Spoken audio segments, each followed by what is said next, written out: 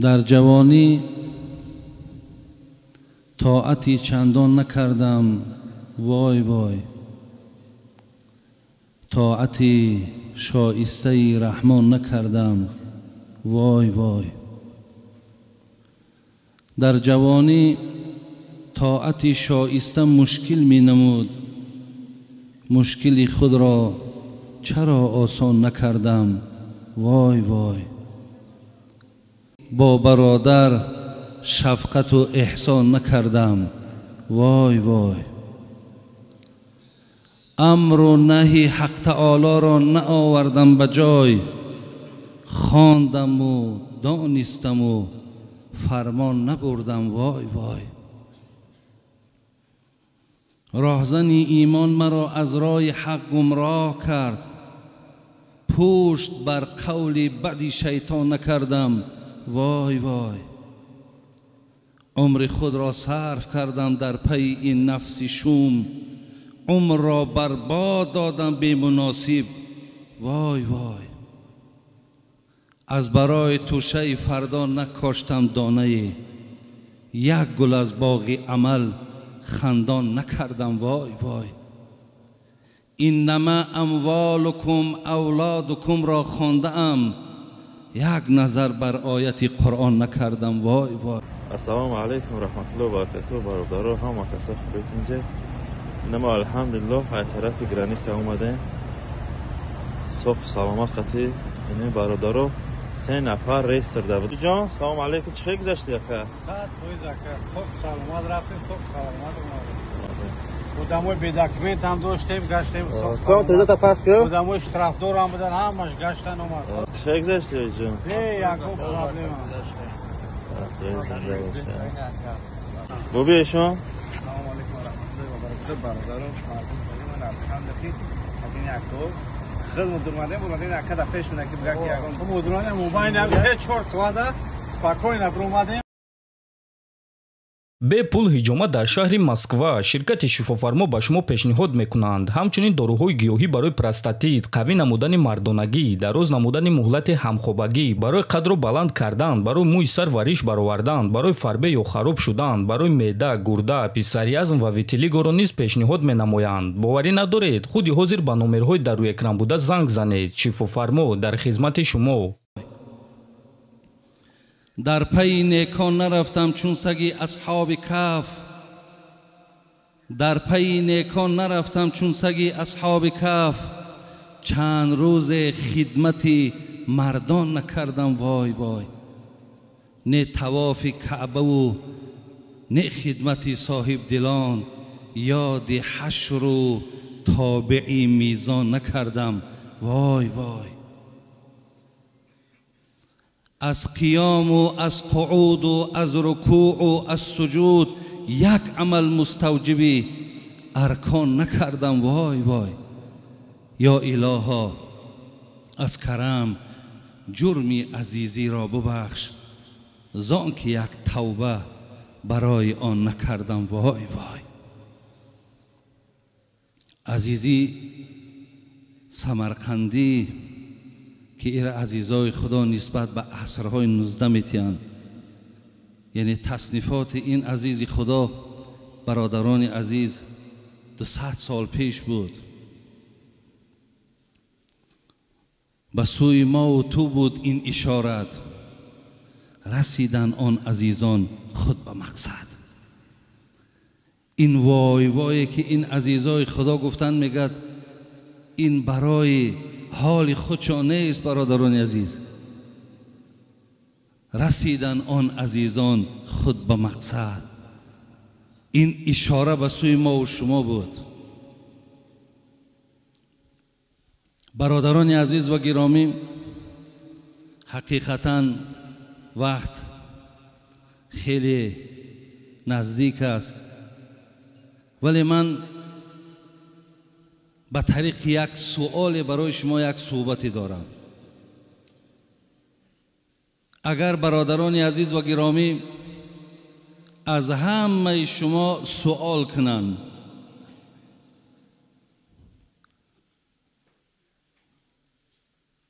کدام نعمتی هست که خدا به شما داده است و در بین اون دادگی های خدا با ارزشترینش همون است. کدام نعمت خدا وقتی نصیب شما شد و در بین اونها قیمتترین همون نعمت کدام است؟ برادران عزیز، الله مهربان در سوره مبارکه ابراهیم آیت 34 میگد و این تعد نعمت الله لا تحصوها. الله را ببینین، ماها را کم ترک با یک بیاد ما میاره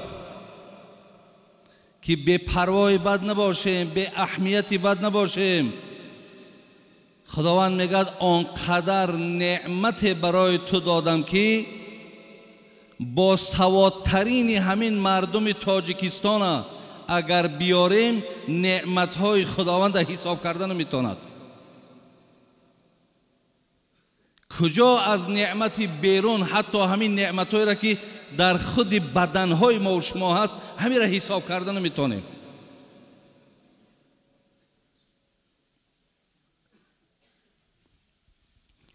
پس برادران عزیز و گرامی، همین است که حبیب خدا گفتند عملهای شما را جنت نمیبرد.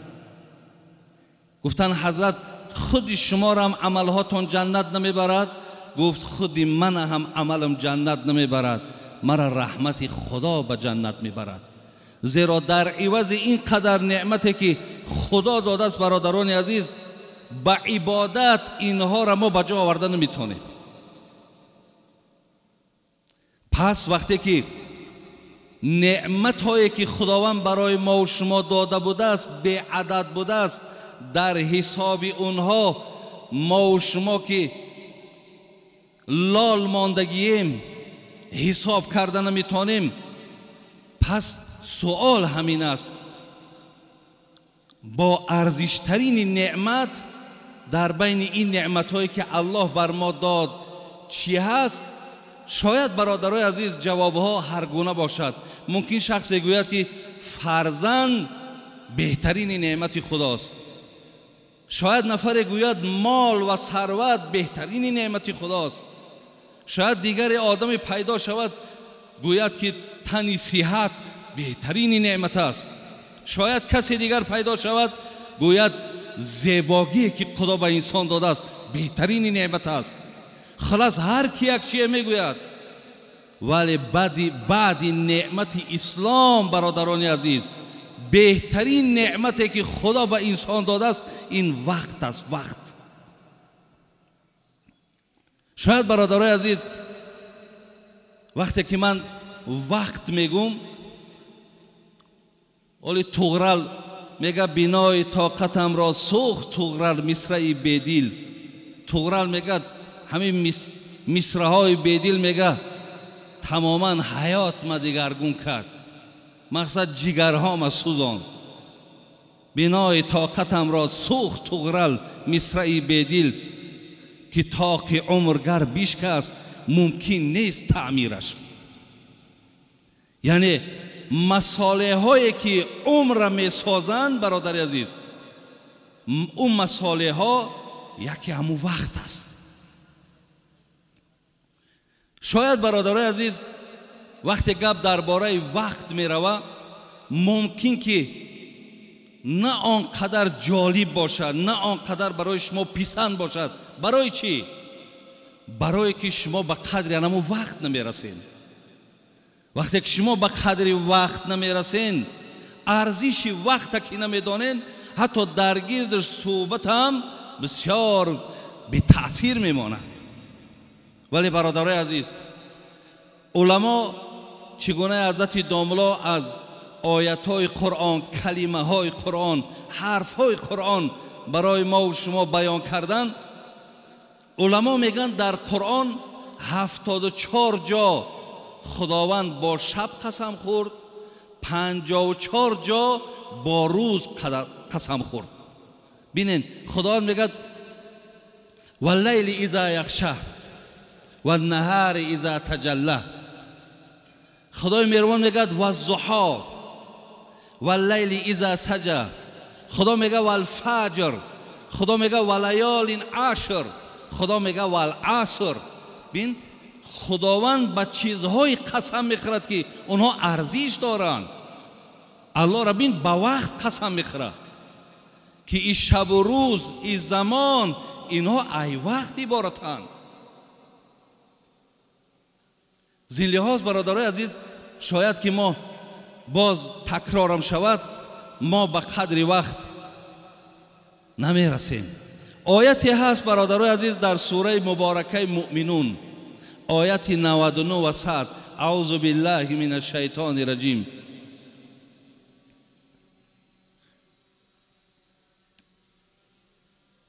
اذا جاء احدهم الموت قال رب ارجعوني لعلی اعمل صالحا فيما تركته كلا انها كلمة هو قائلها ومن ورائهم برزخ الى یوم یبعثون. صدق الله العظیم.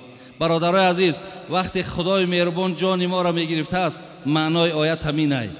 وقتی که دیگر ما بی جان میشویم، وقتی که الله دویم باره جان در ما بر میگرداند، ما از خدای مهربان چی خواهش داریم؟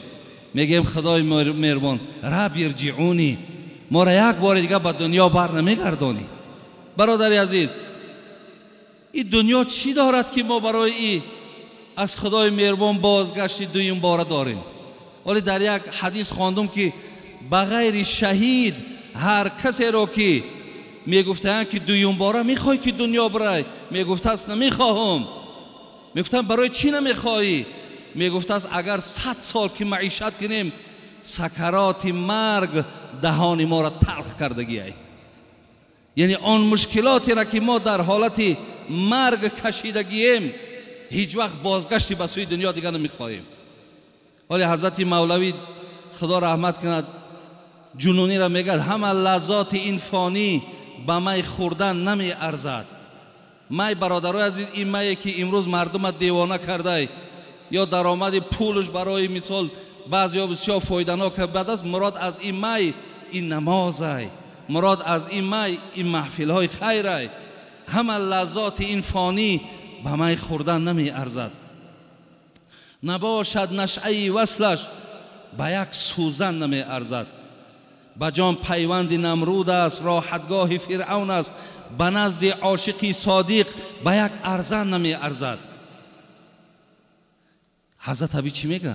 که من زین رنج دنیا میکشم از بحر دیدارش، وگرنه این به یک دم بزم جان کندن نمی ارزد.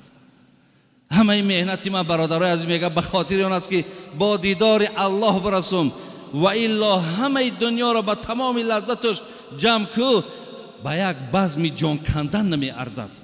این ارزش هم یک جان کندن ندارد. پس برادرای عزیز، از خداوند برای چی این بنده طلب میکرده؟ اینجا میگه لعلی اعمل صالحا فیما ترکت. خدایا من در دنیا در وقت بسیار به اهمیتی کردم، در وقت تماما اهمیت ندادم.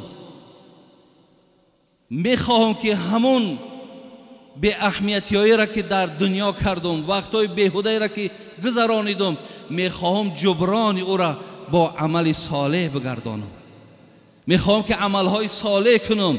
میخواهم پایبند زیادتر حسنات شوم تا در پیش تو آمده و از اهل خجالت نباشم. این خیلی آیت ها برادرای عزیز در قرآن خیلی زیاد است.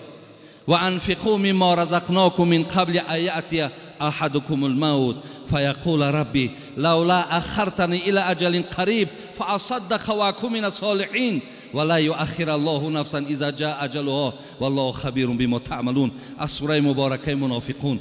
بین اینجا دم مردک زاره میکرده خدای یک تکمالش در دنیا که مانده است، وقتی پیش خدا که میرفته زاره میکرده است، میدیده است که دیگر از این ممسیکی و از این مقصد دست بیچاره را نگرفتم، زاره میکرد خدای بگردانم باز پس برم تا که همون مال ما در راه خدا صرف کنم. بگردان تا برم عمل صالح کنم. همه این آیت ها برادر عزیز دلالت به بزرگی وقت میکنه. دلالت به بزرگی وقت. اینجا برادرای ما درباره آیت های قرآن گفتن.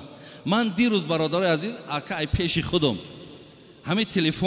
همه تلفن سکوندمیر دارد کو ثانیه را حساب میکنه 1 2 3 4 5. با خدای مهربان قسم که من خودم تخمین کنم همون سکوندمیرش اگه جخیدم گفتم که در 1 مینوت من چند بار این سوره فاتحه را خوانده میتونم. همون را زیر کردم. الحمدلله رب العالمین الرحمن الرحیم مالک یوم الدین ایاک نعبد و ایاک نستعین. خب آمدم ولا زالین آمین خواندم باز خواندم در 1 دقیقه برادرای عزیز 5 بار سوره فاتحه خواندم.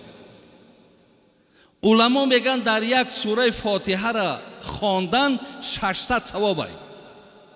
تصور کن در 1 دقیقه 5 بار 3000 ثواب در 1 دقیقه. ببینید چقدر ما اهمیت نمیتیم. 1 دقیقه در آدم میتواند 3000 ثواب صاحب شود. بهترینی یا گویم از همه حمدی که نزد خداوند محبوب و بالاست کلمه لا اله الا الله در 1 دقیقه تا 50 بار 60 بار بگوید. همچنان تخمین کردم 15 بار سوره اخلاص در 1 مینوت خواندم. برادر عزیز ما میتونیم اینا بین 45 می شود 5 مینوت دیگه مونده است ای کی می شود گفتم کی می شود قد میگذرونیش. اگر همون 5 دقیقه ده تا اگر از امینا از ذکرها اگر بگذرانی بین چقدر ثواب دیگر در رمضان جمع می شود. زین لحاظ برادرای عزیز وقت بسیار. حتی حسن بصری یک سخن زیبا داره میگه وقتی که آفتاب روشن میشیده است روزی نو که می آمده است میگه همین روز به آدمیزاد میگفته است ای فرزند آدم من شاهدی همه کارهای تو هستم پایبندی کارهای خوب شو تا زیرا اگر من رفتم دیگر بازگشت ندارم. حقیقتا برادرای عزیز وقت کشتن وقت گذرانیدن راهاش زیاده ولی وقت زنده کردن راه نداره. وقت کشی آسانه ولی وقت زنده کردن نیست برادرای عزیز و گرامی. یک قصه شیخ سعدی میارد میگه ز عهد پدر یاد دارم همه ز عهد پدر یاد دارم همه که باران رحمت بر او هر دمی. در آوان طفلیم لوح و دفتر خرید ز بهرم یکی خاتم زر خرید. شیخ سعدی میگه خدا که پدر ما رحمت و مغفرت کنه درس ما گرفت میگه و بردکم مقصد بازار کتابم خرید لوازمات مثال تعلیمی را گرفت حتی یه لوح هم برای قرآن خوانیم گرفت.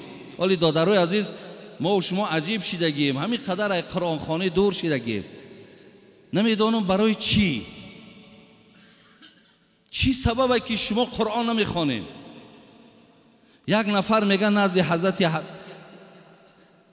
حضرت انس روایت میکنه میگه یک کس پیغمبر گفت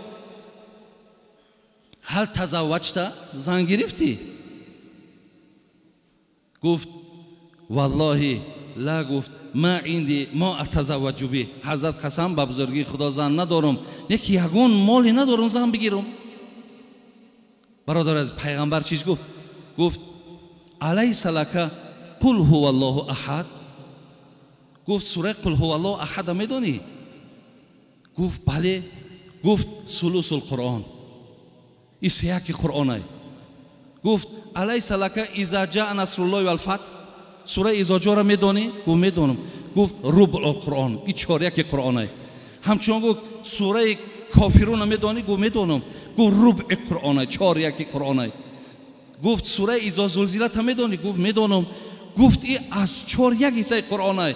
بعد حضرت آخر او تزوج زن بگی مقصد زیاد که سوره قرآن زیاد که تلاوت قرآن، یعنی از مال از زن و ای فرزند دا گفت تلاوت قرآن مهمتره. برای می برادری عزیز، این قرآن خواندن یا قرآن تعلیم گرفتن این یگان زیان ضرر به می جامعه ما، به یگان سیاست ما نداره. های قرآن خواندی در حق جان دعا میکنی، برکت قرآن که الحمدلله این ملک بین تنجی شوی، آماری شوی، اخلاق خوب شوی، همه ایو هم از طفیل قرآن هم از برادر عزیز. برای همین شیخ سعدی گفت همین را خرید داده کمو، یک انگشتری قیمت من خرید. بدر کرد ناگاه یک مشتری با خرمای از دستم انگشتری. یک آدمی هوشیار بود است، دیده زده است شیخ همین یک انگشتری قیمت های یک دانه که خرما را آورد دادش، گفت بچم بگیرم مرا انگشتری را. میگه انگشتری را دستم گرفت، چون نشناسد انگشتری طفل خورد، چون نشناسد انگشتری طفل خورد لبه با شیرینی از وی توانند برد. با شیخ سعدی گفت وقتی که من که کودک مقصد طفل چی میدونه انگشتری چی ای، چی مقدار ارزش داره، با یک دانه شیرینی انگشتری را مرده گریف بر رفت. لیکن مقصد حضرت چی ای؟ تا هم قدر عمر خود نشناختی. ببین تو هم قدر عمر خود نشناختی که در عیش شیرین برانداختی. میگد شما هم میگد همین خیل، شما هم رنگ همون کودکی که انگشتری را قدرش ندانست، شما هم به قدر همین عمرتان، به قدر همین وقتان نرسیده، نشناخته. زین لحاظ برادرای عزیز اکو در این نسبت صحبت ها زیاد است. از این لحاظ من انشاءالله امیدم همینه که شما به قدر همون وقتی که میگن خب انشاءالله شما میرسین، احترامی مثال به وقت دارین، قدر وقت میکنین و در برابرش خدا خواهد شما نزد خداوند پاداش و ثوابتان میگیرید. برادران